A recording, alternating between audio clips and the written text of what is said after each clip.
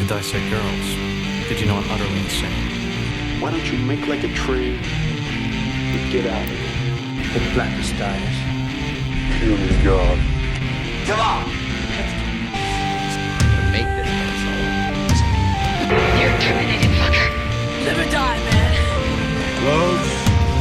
When we're going, we don't need roads. There can be only one. Kill you all. Goonies never say die.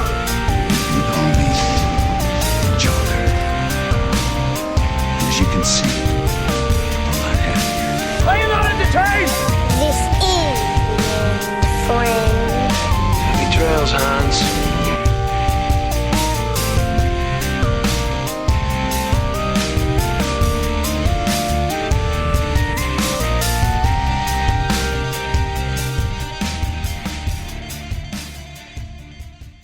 Welcome back to Skewered Universe. I am your host, Leiann. And I'm Jeff. Well, I had something a bit fun prepared. Unfortunately, it will have to wait for a different episode. After dealing with 2020, 2021 was supposed to be a year of hope and new beginnings. Unfortunately, it instead took my mother from me and has become the saddest year of my life. As the year closes today, December 31st, 2021, we have also lost, sorry, I'm fine, totally professional. We have also lost the icon and legend Betty White. She was loved by everyone and was a friend to all. I'll never hear bad words spoken about her. Ever. She was loved by everyone. While I am agnostic and I don't believe in heaven, I do believe in science, and science says that energy doesn't die. It merely takes another form. So, to my mom, and now Miss Betty, wherever your energies are right now, I hope that you know that you were, are, and will always be loved. So, that out of the way, let's clear the air. I do want to say, well said. Thank you. I was not expecting her to die, and I was not expecting to be so affected. I honestly don't think you're the only one. I think everyone was like getting punched in the face unexpectedly. Like you walk out the front door and there's just some big dude waiting there, just hits you in the face. She was supposed to live forever. Yeah. Yeah, she was. So I remember last year, as soon as the pandemic started, everyone was like, protect Betty White at all costs. Like, make sure she's safe. I'm like, yeah, damn straight. And then to cap off this year, everyone's like, okay, it's going to be a fun night. We're going into 2022. We're going to put 2121 behind us. I know I stumbled over that, but I'm going to keep going. And then it's like, well, how about one last little shit bomb for you? We're taking Betty White. Yep. 18 days before her 100th birthday. That is insane. I mean, I saw it on TikTok and I thought, no. And I checked TMZ, sure enough. And my heart shattered. Everyone loves Betty White. Everyone.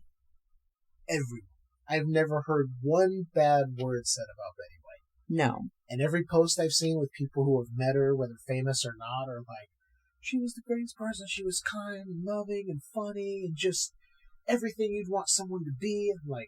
And yet, there are plenty of others. I'm not even going to go there. Let's just...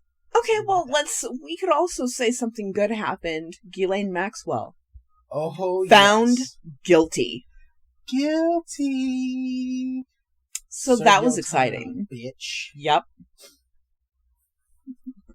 Your defense isn't gonna help you now. Nope. Although I do have a feeling we're gonna see the appeals start coming in. Of course, they're gonna try and appeal it. They're gonna try and do this and that. It's her legal right to appeal. However, I have a feeling it will get shut down. I had the same feeling. Yeah, so I kind of wanted to say a few things to the people that might be new here. Okay. You know, people who are starting a new year, they want to listen to some new podcasts. First of all, welcome. We're very glad to have you here. We definitely are. So first, I kind of want to apologize about the sound quality of our previous episodes. We are not professional. We have been winging it since 2018. We've been doing our best, okay? Some of the episodes, I go back and listen because I really like listening to our podcast. And a lot of the episodes, I'm like, oh man, it's like there was one episode, I don't remember which one in particular. It sounds like there's a vacuum that is turned on in this room the entire episode. And I thought, how did that even happen? So yeah, sorry about that, folks. Yes, I have made a commitment to reviewing and editing and cleaning up all audio going forward. And if it's too bad, the episode will not be released because I am not going to torture your ears. Well, that we got a new mic. We got a new mic, so it should be good. Yeah, so I'm pretty hopeful. So our first episode, the first episode we ever did, our welcome episode, was April 1st of 2018. And we discussed The Shape of Water. And we also give just a couple of spoilers to game night. And we also discuss the Santa Clarita Diet. Wow. It feels like just yesterday, to be honest. To me, it feels like so long ago. Really? I didn't remember we talked about any of that stuff on that show. Yeah. I mean, we really gushed about the stuff we liked. At Santa Clarita Diet, we were like, we didn't even know it was the last episode until we got there. And we were like, wait a minute, what? I really enjoyed that one. Yeah. Game night was so much fun. We really liked it. And we've seen it how many times since then? How many times have you seen it? I've seen it like 4 times together. Where was I? Because you were here. Because we've watched it at least 4 more times because we have it in Voodoo. Oh, we do? We just randomly put it on. We're like, what should we watch? And you're like, how about Game Night? Okay, or I'll just randomly go through it. I'm like, Game Night. We'll just put it on. I have the worst memory ever. It happens. So also, the first episode of this year was launched January 11th. And that's where we discuss Penny Dreadful seasons 1 and 2. And also Sweet Home. Wow, was it the beginning of this year that we talked about that stuff? Yes, sir. Wow, I was figuring that was like halfway through the year. I did not figure that was the beginning of the year. No, that was the beginning of the year. And I mean, you say in that episode that there are no expectations of a new season for Sweet Home, which is a real bummer because I would love more of that. Yeah, because there's so many places it could go with the way it ended. Yeah. We don't know what happened when those people left in that military vehicle. We don't know where they were going. I mean, spoiler if you haven't seen it, but it doesn't give away anything that happens in the film. Oh, or no. Series. The series, yeah. Series, film, I get confused. But you really, in the episode where we discussed it, you really gushed over Sweet Home and Penny Dreadful. You were just like, I can't get enough. They were both really good. Yeah. Like, I had heard Penny Dreadful was good, and I'm like, okay, it's probably fine. I'm probably going to end up watching it somewhere and be like, eh. And then you brought it up, you're like, no, it's good. And it's Watching funny. I'm like, ooh. And same with Sweet Home. Yeah, it's funny because we had only seen seasons 1 and 2 of Penny Dreadful, so we didn't know what season 3 was. So It's funny to go back and listen to us wonder what season 3 is going to be about. Right. It was a lot of fun. So this year we'll be doing some commentary from Tales of the Crypt Demon Knight. Yes. That's going to be one that we put up on the Patreon. And then hopefully we'll get some more out in quick succession after that. So you guys that do subscribe to the Patreon, get your money's worth because you're helping us. We want to give back if you're gonna donate. That's reciprocity. That's how it works. Yeah. Yeah. We give you content, you give us a little support, and then we keep providing you that extra content. Yeah, so I think our last episode, our catching up episode, was like episode 35. I believe so, yes. I mean, I don't want to say any spoilers, but we're going to be doing something special for our 50th episode. Yes. So stay tuned for that. That'll be exciting. It'll be the nifty 50. Considering this podcast, the thrifty 50 is more likely. So apparently Nick Cage November isn't something you guys are supposed to hear about because the software decided they were going to cut out the first fucking part. Anyways, here's more on Nick Cage November and how we plan to correct our misgivings for this year. Your fault. Yeah. The second time was my fault because I got sick. Right. We only covered one movie for Nick Cage November. So this year, this coming year, 2022, Nick Cage November will be in full force and it'll be a lot of fun. Oh yeah. Oh yeah. Oh yeah. Because it's not only Nick Cage November, it's my birthday month, bitches. So it's gonna be fun. Scorpio season. So just some of the other things we've covered this past year. I have a list. Okay. So Sorority Babes in the Slime. Go home, audio software, you're drunk. Apparently, Sorority Babes in the Slimeball Bolorama was too much for it to say. Because it drank too much. Fucking shit. A hot piece of garbage, and it was so much fun. Once it gets going, it's so much fun. And plus, in the beginning, it's fun to hear me get riled up about their outfits. And these perverts. The perverts, yeah. You got worked up. I really did. We also covered the auteur. Yes, I really liked that one. That was so good. I was very pleased that you liked it, because it's one of my favorites. And I wasn't sure if you were going to like it, but you wound up having a lot of fun. Yeah, it was way different than I expected. Then, we also, you talk about Blair Witch Project. Yes. Because I am not particularly a fan. You are not a fan.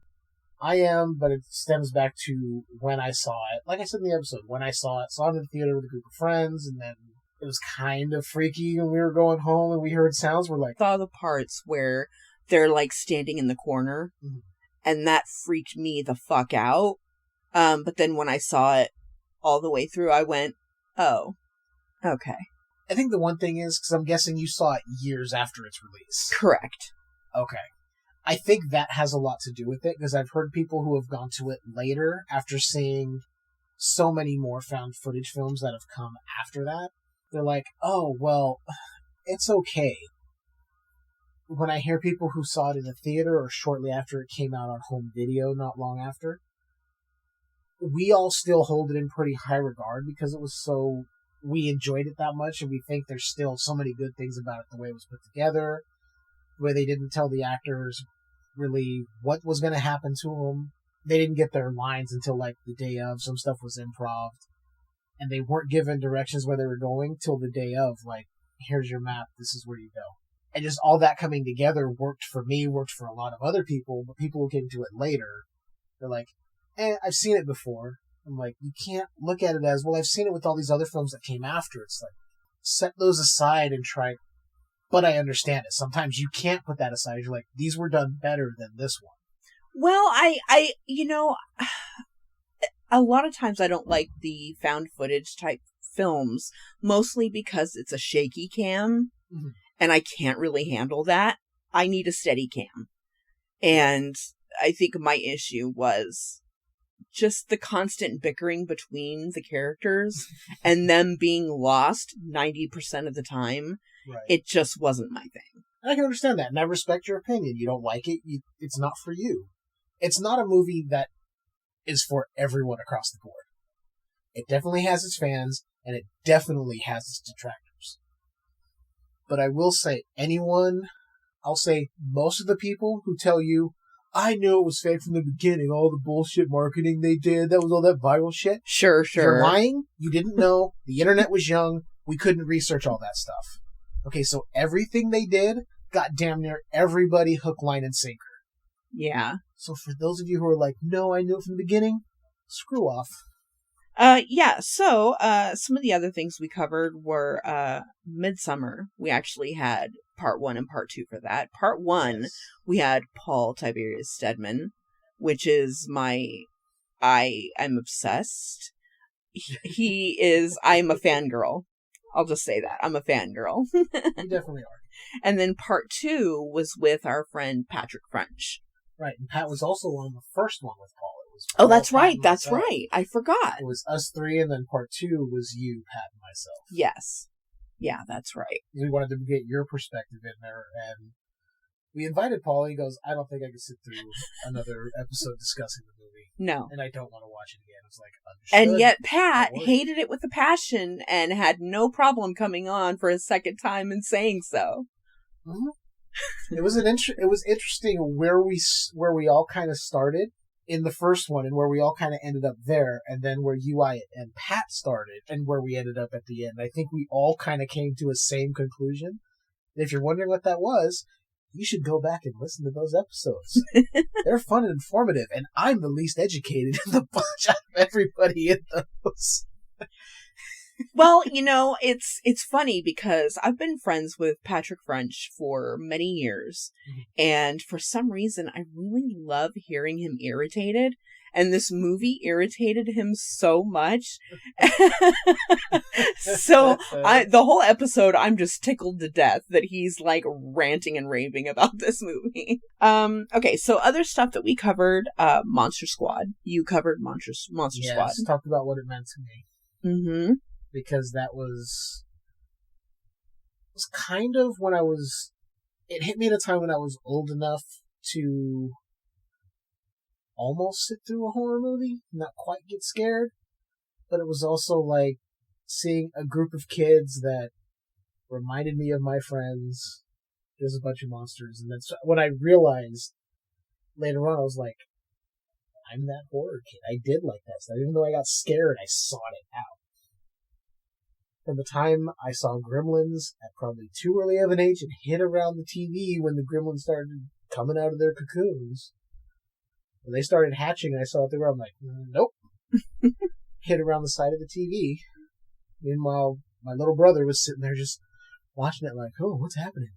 Yeah, see, when I was a kid, my movies were the Nightmare on Elm Street movies.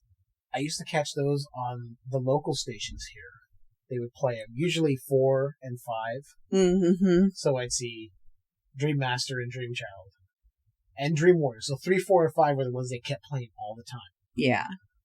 So I'd see those and then some of the Friday the 13th films. And I'd always see them. They were heavily edited, of course, for TV. Of course. But I always watched them when they were on. I was like, yeah, I'm going to watch it. And then I remember late at night trying to watch an episode of Freddy's Nightmares, the TV series. Way too young to be up that late on a weekend. Way too late for me to have the TV on. Luckily, I didn't get busted. And I couldn't sleep because I was having nightmares about Freddy. Yeah, for some reason, the only thing I can think of when I was that age, watching TV up later than I was supposed to be, that was back in the day when Cinemax was a thing you could just put on and watch. Mm-hmm. And I don't remember what the movie was, but I thought it was like Cinderella, because the title was something like Cinderella or Snow White or something like that. And I clicked on it thinking it was something for me, and it was porn. Yep, good old Skinemax. Yeah. I'm not going to dive too deep into my experiences with Skinemax growing up. Was at an age where we'll just leave it at that. Yeah, it was a weird time growing up, the 80s and 90s. Yeah. As I remember, again, up way too late, TV on when I should have had it on. And one of the local stations was playing the original 1985 Day of the Dead. This is probably like 87. Because it didn't make much money. It was like distributed to television and home video, whatever. They didn't cut too much out of it because it was on at like 2 in the morning. Mm. on one of the local stations, so I saw way more than I possibly should have ever seen at that age. Interesting. Mind you, I had watched action movies with my dad growing up, so I'd seen the Rambo films, the Chuck Norris films. Nothing as graphic as seeing a man torn in half and his intestines coming out. And I remember turning the TV off and trying to go to sleep. And now Day of the Dead is actually my favorite of the Romero trilogy, because it is so graphic and dark and nihilistic. You've matured. You know, your tastes have matured. Some would argue that point with you. Touché. Some would. I might even argue it myself. So another thing that we covered, that you covered, was Willy's Wonderland. Oh, I fucking love that movie. I'm gonna have to. I don't think you saw it when I watched it a second time. No, I did not. I think you were out. Yeah. You might have just fallen asleep. Oh, it's so much fun. Another one of my favorite episodes to listen to is our discussion about The Baby. Oh God, The Baby. Oh man, The Baby. That weird piece of 70s exploitation cinema. It was fantastic. Oh my God, I love it. It was a roller coaster. It is so weird. It shouldn't exist, but I love the fact that it does. So I have no idea how somebody wrote this and how it got made without all of them being so fucking wasted on some kind of drug. That's usually how it works. I mean, it was the 70s, so who knows what drug it was. If it was the 80s, I know definitely it was fucking cocaine. It was the 70s, there's no telling. Like, a lot of mescaline or something. I don't know. Well, we also covered Young Frankenstein. Yes. That was your first time seeing it. Yeah. I feel a little bad because I'm not as animated in that episode. I think your point came across, though, that you liked it. You weren't as animated, but we also kind of recorded a little bit later, I think, than we expected. That and the movie was a lot calmer than I was expecting. It was a chill movie. Yeah. The comedy hits you kind of quick, but it's not just joke, thrown at you. There's some humor and then story elements, and then humor woven in between, and then there might be like a few punchlines in a row, and then it goes right back into the story. It was done as an homage to those films, but also with the humorous bent. Yeah, so I really enjoyed it. Mel Brooks and Gene Wilder did a great job with that movie, and it's fantastic, and I'm so glad that you enjoyed it. I really did. I really did. And then we also covered Vampire's Kiss. Another weird movie. Yeah, another what the fuck roller coaster. Yeah. And again, apologies for my overly detailed synopsis in that episode. You're good. It was not everyone's cup of tea, but trust me, the next Nick Cage November, hard-hitting, fast-paced, no overly detailed plot synopsis coming at your ears. I don't know why I sounded like the guy who does the Sunday, Truckosaurus at the convention center. Get your tickets now. You are so strange. And yet you're still married to me. Yeah, I know. It's strange. So, how have you been, Jeff? You know, not too bad. Yeah? Not too bad. Have you been watching anything? Listening to anything? Still catching up on Invasion of the Podcast. Of and course. my other podcasts that I'm listening to, so. Nothing real new that I've been listening to. I've still gone down those rabbit holes of restoration videos. But, more recently, I went down a rabbit hole of this channel called The Corridor Crew. So, Ooh. These guys are VFX artists who work out of Los Angeles. So they'll have these videos where VFX artists react to good and bad CGI. You know, animators react to good and bad cartoons. Stuntmen react to good and bad stunt work. So I fell down a rabbit hole watching their, reacting to CGI and these other effects. And then I found a video where they built a guillotine. I don't know why. Nobody had experience building anything like that. They pulled it off. And then they started a channel for the guillotine, just to chop stuff. Come to find out, the channel was made 2 years ago. They have 5 or 6 videos, and that's it. So I'm assuming they just left the channel there, because they had nothing else to do. They were chopping laptops. They were chopping TVs, fruit. Anything you could chop with a guillotine, they were trying. They destroyed some Nerf guns, and then they were trying to see how much dry spaghetti would stop the blade. Okay. So how much does it take? Way more than you would think. Okay. We're talking about, it was probably, I think, 31-pound packages, and then these boxes of, like, almost 2-foot long noodles, it looked like. It got through about half of them, and then the other half just stopped it, because it was so dense, the blade just couldn't go. It just slowed down. That's a good band name, 2-foot long noodles.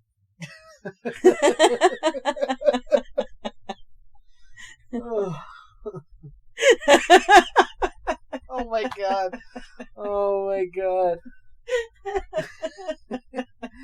2-foot long noodles. So what would their debut album be? What would it be named? Would it be a self-titled album? No, it couldn't be. Oh, dang. I didn't think that far ahead. Oh man. Extra sauce? I don't know.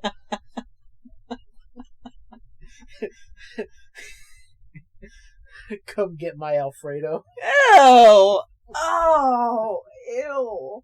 That sounds really good. I'm hungry. With one of the tracks, Mom's Spaghetti. Featuring Eminem. Holy shit. No, I was going to say, I thought it would be like polka music. It's just Oompa Band. 2-foot long noodle is just a German Oompa Band. And all they do is Oompa Band covers of popular music. I would listen to that. I'm not gonna lie, I would too. It would probably become one of my favorite things next to Weird Al. Yeah. 2-foot long noodle. Now touring. Hasn't been anything else I've really been watching. I mean, aside from catching up on wrestling. Oh, wrestling has been so good. AEW is so good lately. Oh, yeah? So good. Oh, I don't care. There are people out there who go, well, this didn't really quite work for me. I'm like, it worked for me. And a lot of times it's because they're comparing it to WWE, because I don't watch WWE anymore. Anything I watch from AEW isn't tainted by WWE maybe doing something similar. It's not tainted? No, it's not tainted. It was not... It's not something where I ran and jumped and slammed it against my taint. Which, as we discussed earlier off air, that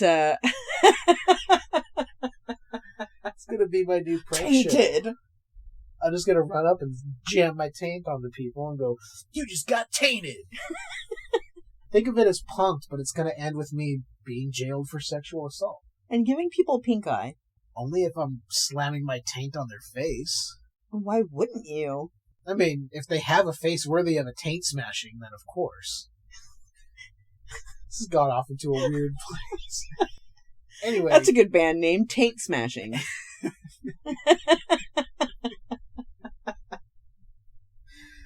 Why does taint smashing sound like the extreme version of, I don't know, never mind. That was the name of a song, not a band. Forget I even said anything. So AEW has been great. I've been loving it. Rampage is Speaking tonight. Of taints.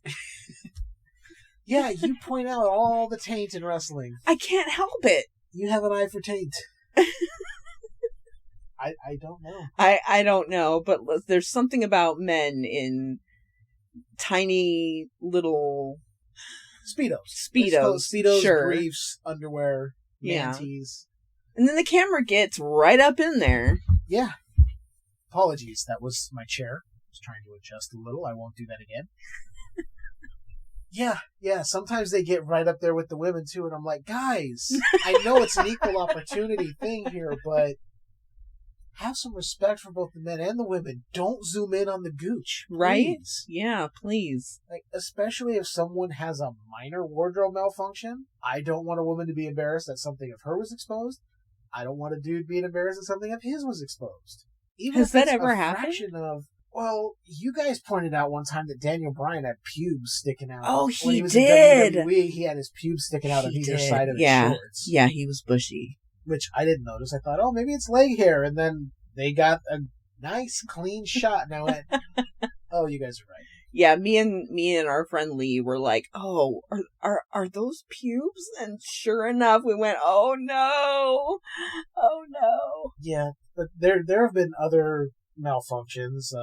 Girls' butts have been exposed when things have been pulled too high. Nothing too graphic, aside from maybe breasts popping out. Yeah, I only ask you because you're basically all-knowing. You're an encyclopedia of knowledge when it comes to wrestling. Yeah, and I feel bad when it happens to anybody, because guys have had their pants ripped, guys have had their trunks ripped, and had to, like, cover themselves to get to the back. Oops. Like, maybe 2 layers? And then there was the time we saw that Brock Lesnar had a boner from throwing people around, which you and Lee, once again, pointed out to us. Which I think was in the same match where you saw Daniel Bryan's pubes. It was a very crotch-heavy night. That makes it sound like more went down after the pay-per-view. Jesus. You know, folks, I am so sorry. I did not plan for the conversation to be so crotch-related. It's okay, I brought up wrestling, and there's a lot of crotch in wrestling. There really is. That's the problem. It's odd, but I will say, I'm not going to go into details of, like, matches that I've loved, because almost everything AEW has done in 2021 has been great. I've loved it all. Yeah, there's been a few missteps with the women's division, but I think that's going to they're going to right the course on that division, and that ship is going to be sailing straight along with the men's division. 2022 is going to be a big year for AEW. Even though 2021 was pretty big, because we had CM Punk, Bryan Danielson, Adam Cole, now Kyle O'Reilly, Mercedes Martinez have debuted. I mean, Jesus fucking Christ, how many more people? Yeah. Other than that, nothing else new on my end. I mean, aside from we both got to finally finish Orange is the New Black. Yeah, we did. Yeah, we liked it. Yeah, it was good. Well, I'm a bit more of a nihilist. I like it when I was we discussed this earlier today. You asked me, yes, what I had thought about it.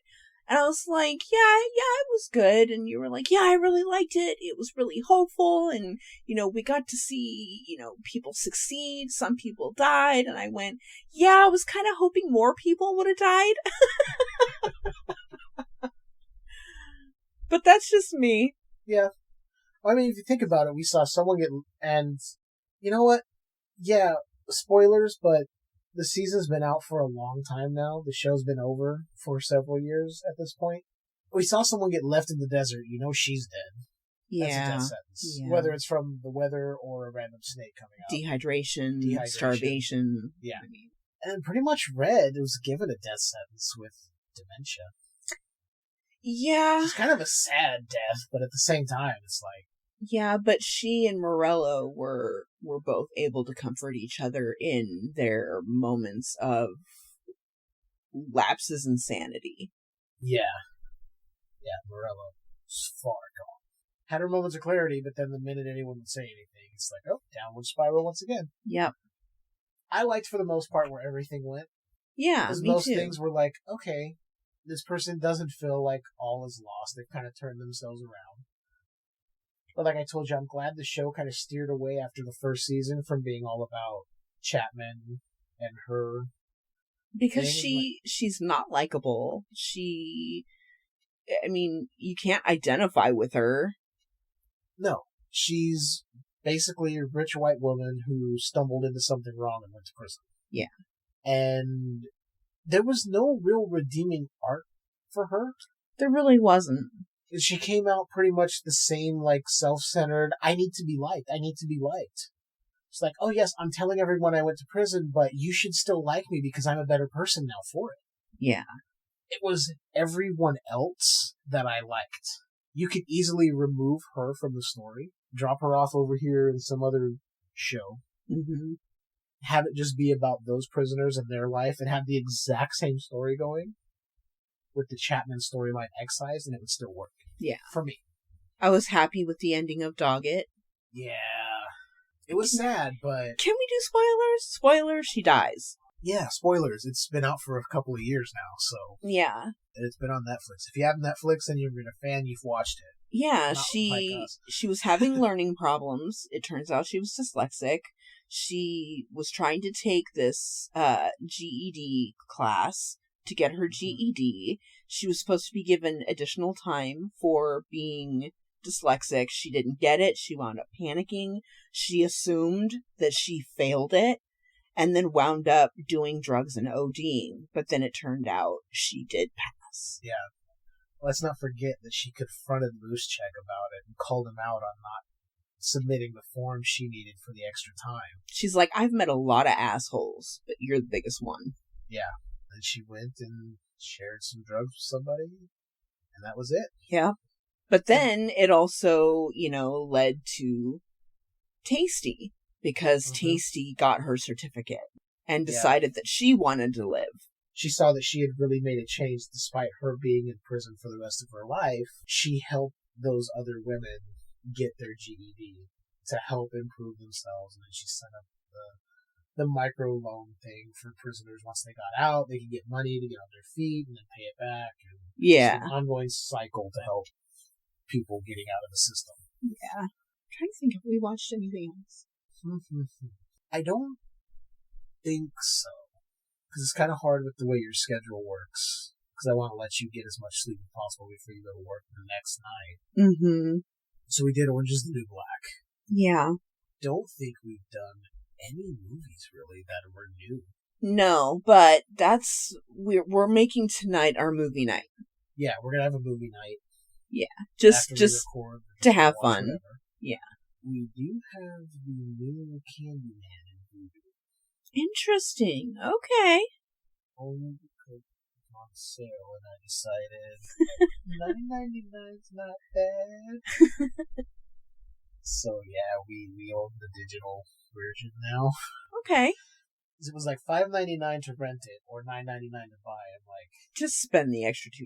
Yeah, $2-3. Exactly. Everything I've heard is that it's good, but I haven't heard full synopsis of the movie. Mm-hmm. Some of them I've heard are like, well, it was alright. It was kind of more of the same along the lines of the original, but it didn't really bring anything new. And then I hear other people going, my God, this is great. It's a black female director giving us something new, something fresh. It's really done well. Jordan Peele's got his hands in it. I'm like, well, then we're in. Yeah. He's a producer, but I feel like producer for him is the same as Del Toro. Not only does it get them the recognition to get a studio on board, it also bumps up the quality, I think. I think he's got his hands in more than just, I'm a producer, so just put me on the credits and I'll make sure we get money and things stay on track. I have a feeling he's more involved with helping that filmmaker, see their artistic vision through the entire filmmaking process. Yeah. I feel they're more of a coach than a producer, but they have to get the producer credit because there's no coach credit in a film. Same with Del Toro. I think he kind of nurtures his filmmakers on set, even as a producer. If he's there, he's helping to guide them. Mm-hmm. Anyway, yeah. That's all I've done. I haven't done anything new except play some... I mean, it's not new, but I've been playing some more GTA 5. Well, for me, I've been continuing to listen to Strange Highways. Yes. Still obsessed. As you should be. I just started season 3. Wow. So that's exciting. Sorry about the dog and the fireworks, and we cannot control what happens on the outside. Yeah. And we leave one window open because we have the fan off to avoid that interference. And yeah. We leave airflow. Yeah, so for season 3, they started doing those episodes in 2018. So, and I believe they're still going. I mean, I don't think it's Twilight Zone anymore. I think they're doing other stuff. Yeah, I think actually they may have gone into the 80s series. They may be getting into the new Paramount Plus version that's out as well. Yeah. Which I've seen a couple episodes of that, the new version that Jordan Peele hosts, and it's actually pretty damn good. Oh, nice. I'll have to show you the ones I've seen. We'll go on there and check it out sometime. So some of the other stuff I've been listening to, because like I've mentioned before, I work graveyard shift and my job is very, very boring. So I listen to audiobooks, I listen to podcasts. Well, I listen to one podcast. 2 if you count ours. 2, yeah. But I've been listening to audiobooks. what I'm currently listening to, one book is The Picture of Dorian Gray. I got stuck on one of the chapters because Oscar Wilde is basically describing things that I don't give two flying fucks about. He's talking about basically the wealthy side of life, and like gold tapestries, and it's really hard for me to explain, but I find it really boring, really pretentious. So like I'm gonna have to give that chapter a couple of listens to see if I can get through it, and so I can make progress through the book. I get that. But so far, I'm really enjoying the story. So, yeah. But then, the book that I'm really, really enjoying is The Complete Fairy Tales of the Brothers Grimm. I figured you would enjoy that one. When you told me that was the next one you got, I'm like, okay. Yeah, so I knew they had a whole bunch of stories. I didn't realize just how many stories they had. Some are very small stories. Some are long stories with lots of detail. And one of the things I wanted to do tonight, which, you know, kind of my mood got haltered a little bit with the loss of Betty White, was I kind of wanted to give my version of different the stories I like the best. And the story that I like best so far, I haven't gone too far into it. I don't remember exactly what it's called, but it's basically the son that didn't understand what fear was. And so throughout this journey, he's trying to figure out what fear is because he doesn't understand. Interesting. And so, like, I decided I was going to kind of put it into my own words and condense it so that maybe I can share my favorite stories on this podcast. Yeah, I definitely think that's a cool idea. Yeah, cool. Yeah, I like it. Cool. I'm down. All right. Woohoo. And it's funny because you've noticed how dark those stories can be. They're not only dark, which is like the main reason why I like it, but I'm finding out the moral of a lot of the stories is if you're beautiful, you can get away with anything, and you will find a husband, and that husband will be a king, and that king will be willing to die for you. Yeah, I can see that. So many of the stories are like, this woman had the beauty of 1,000 sons and no one compared to her, and this random king saw her, didn't know her at all, but was like, I'm going to marry you, and anyone who looks at you is going to perish. And it's like, what?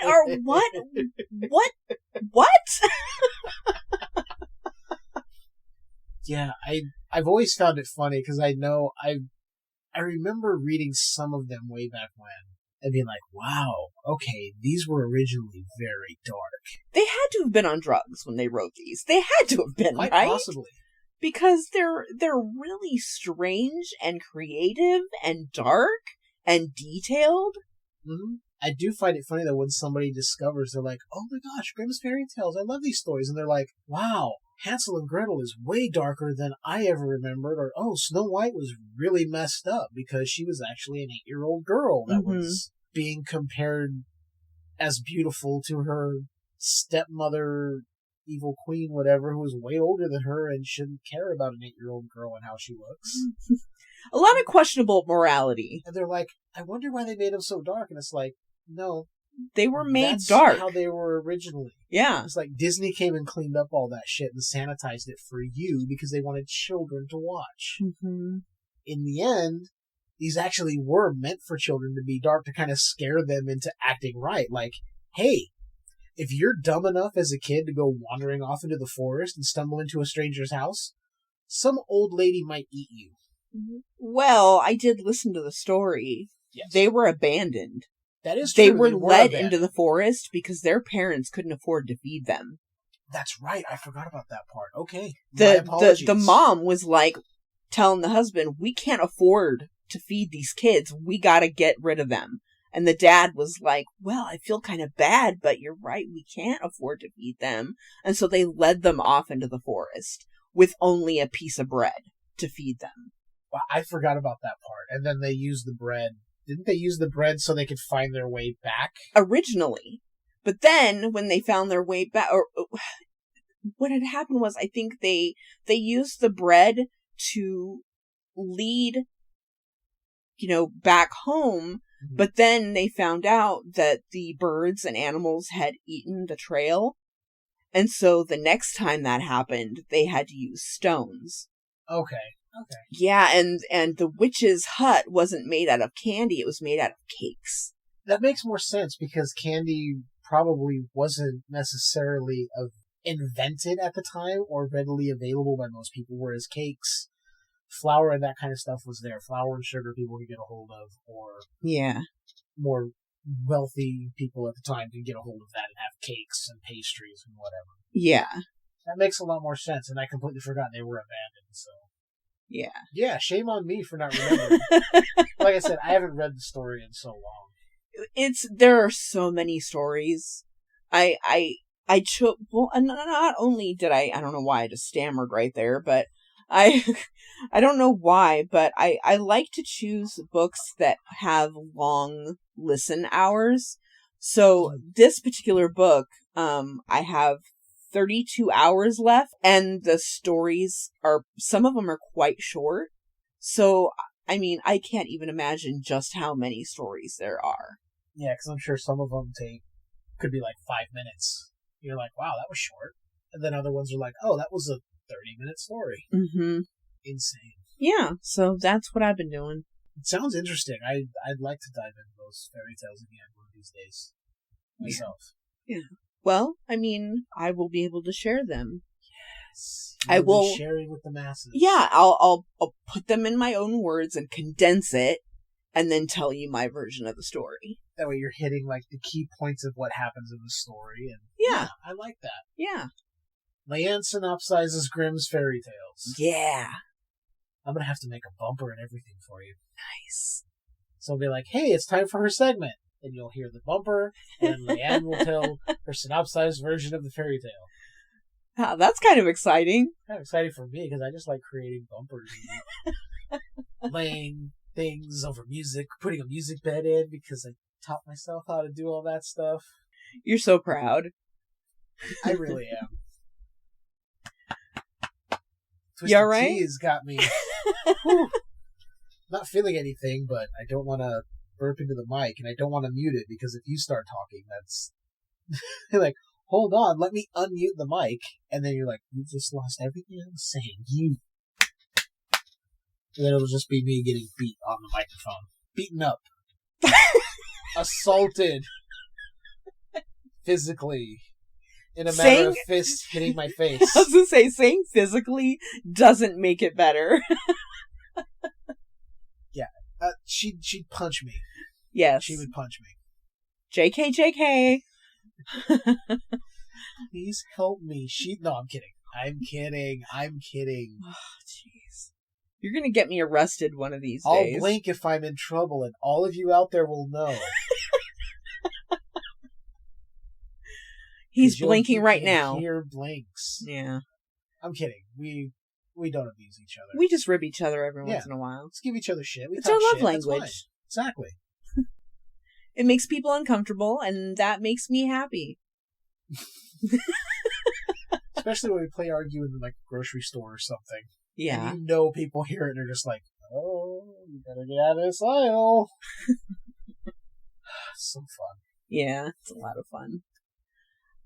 So, I think that kind of wraps up, our year of 2021. Is there anything else that you wanted to mention? I wanted to touch real quick. How did Christmas turn out for you this year? It was really good. I was a little depressed, so I wasn't really looking forward to it. But it wound up being very nice, very comfy and cozy. We got a whole bunch of presents, and you got me basically a projector light with a moon and stars, and it kind of looks like one of the aurora borealis things. Yeah, the Northern Lights, the Aurora Borealis. And it's pretty bright. I really like it. I'm glad you like it. I knew you would like it because it's a projector. I just didn't know that it was that good of a projector. It's really good. And then it's got the built-in sounds. Which I need to get batteries for the remote so that I can actually use all of the functions. Because without the remote, I have basic functions. Right. I think it's also Bluetooth enabled for your phone. It is. Every time I turn it on, it says Bluetooth enabled. Nice. Which, the reason I went with that one is because if you wanted to play some music, or if you're trying to go to sleep, you're like, I'm going to put on Strange Highways, or whatever. You can put on your book, your podcast, music, whatever, and listen to it while you're falling asleep with your projector going, showing you Forensic Files. the galaxy that the Guardians protect. Yeah. How was your Christmas? It was pretty good. Because clearly we spent our Christmas separate. I don't know, it was pretty good. I did not get pants this year. Yay! Woohoo! I mean, that was just a really big deal, okay? Yeah, it was cool because you got me this really fucking sweet Mandalorian shirt. Yeah. That has Boba Fett on it. It says Boba Fett lives. Yeah. Since Boba Fett returned in the Mandalorian series. I'm so dumb. I thought it was a Mandalorian. It's fine. It's Mandalorian armor, so it's all encompassing. Cool. And like I said, I'm not one of those Star Wars nerds that's going to sit there and be like, let me give you a 3-hour lecture on why you're wrong and why this is Boba Fett and not the Mandalorian and you need to educate yourself. I'm not that guy. I'm not that guy. And the other thing you got me was one of those giant Funko Pops of Michael Myers. It's like 5 feet tall. It's huge. Okay, you're exaggerating a bit. It's maybe like a foot tall, but it's the giant size ones. You guys have all seen them. They've got the giant Spider-Man ones. They're like 10 times the size of an original Funko Pop. I didn't know they made them that big until I walked in and saw it, and I said, I want that, please. I had only ever seen them in superheroes, and the only one I had seen was 2 versions of Spider-Man to that point. Mm-hmm. And I knew they made more because I heard people saying, I got this giant Funko Pop of X hero. I didn't know they made one of Michael Myers. And it's so freaking cool. I have no idea where I'm going to put it. It's sitting here on the floor in its box still. I know. I thought about it, but then I was like, no, I'm going to make that his problem. And then I also got the Hangman Adam Page action figure. Yeah? Which was really cool to finally get my first AEW figure. And the fact that it's Hangman is fucking awesome. I did get a figure, too. You did. I got Hup. From the Dark Crystal Age of Resistance. Yeah. He's got 2 spoons. The smaller one he starts with, and the bigger one he gets towards the end of that series. He's so little. He's so little. He's tiny. I know, he's so cute. And it was my suggestion, because I knew you would appreciate it. Yeah. I wasn't sure they were going to get it. I had no idea if my parents were actually going to find it. Yeah, so I got a Hangman Adam Page figure, a new expansion for our Cards Against Humanity, which I take as a gift from both of us. Yeah, and we started playing it, and The Absurd box. Yeah. My mom said she saw samples of some of the other cards, some of the other boxes, and they were way too raunchy. I'm like, it's kind of the point of the game. Yeah, but you know, when we first started playing using the new deck, my first hand was awful. Oh, it was terrible. It was shit. There was nothing funny about any of the cards I got. Yeah. I was like, this is dumb. You got dealt the worst hand.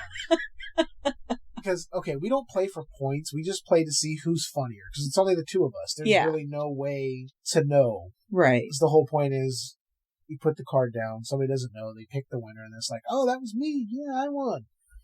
And then they get points. Whatever. But we just play to see who comes up with the funnier one. Yes.